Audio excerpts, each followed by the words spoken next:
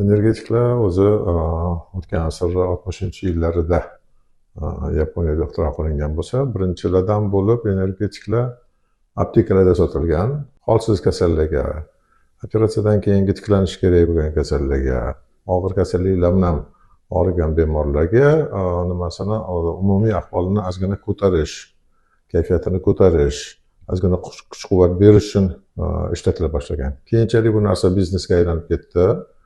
Uni ko'proq miqdorda iste'mol qilish vujudga keldi. Asosan bu narsa bilan yoshlar shug'ullana boshlashdi. Natijada o'sha energetiklarni kerak emas hollarda ishlatish sharoitlari ko'paydi. Sostaviga qaraganda energetiklar asosan katta miqdorda kofein, undan tashqari taurin, ko'plab miqdorda vitaminlar, yana Janubiy Amerikada o'sadigan guarani degan o'simlikni mevalarini ishlatish natijasida o'tdagi stimulyatorlarning miqdori bir necha barobar organizmni ixtiyoridan ko'p miqdorda ishlab chiqarila boshlandi.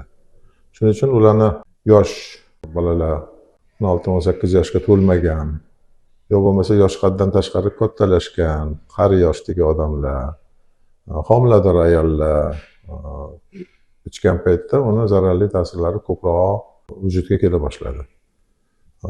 Miqdori jihatidan kofeinni organizmga maksimal ta'sir qiladigan dozasiga nisbatan o'sha ishlab chiqarilayotgan energetiklarni turiga qarab turib 3 va undan ortiq marta ko'pligi ma'lum bo'ldi. Taurin ham xuddi shundoq katta miqdorda, vitaminlarni miqdori katta miqdorda.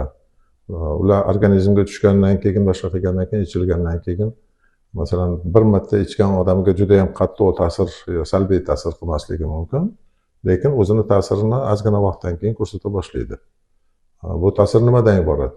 Asosiy ta'siri simpatik adrenal tizimga ta'sir qilgani uchun yurak urishini tezlashishi, qon bosimi ko'tarilishi, kayfiyati ko'tarilishi o'sha natijada paydo bo'ladi. Organizmda bajarilishi lozim bo'lgan qandaydir vazifalarni bajarishga imkoniyat ko'payadi. Lekin energetiklarni aytaylik bir kunda bir bankadan 200-250 millilitrdan ko'p ichadigan odamlarda shu berilayotgan stimulyatsiya, ta'sirlanish, boshqa qilish natijasida organizmdagi imkoniyat, zaxira bo'lgan biron bir vazifani bajarish uchun kerak bo'lgan zaxirani asta-sekinlik bilan kamayishi, so'nishi, yo'qolishi darajasigacha yetib boradi.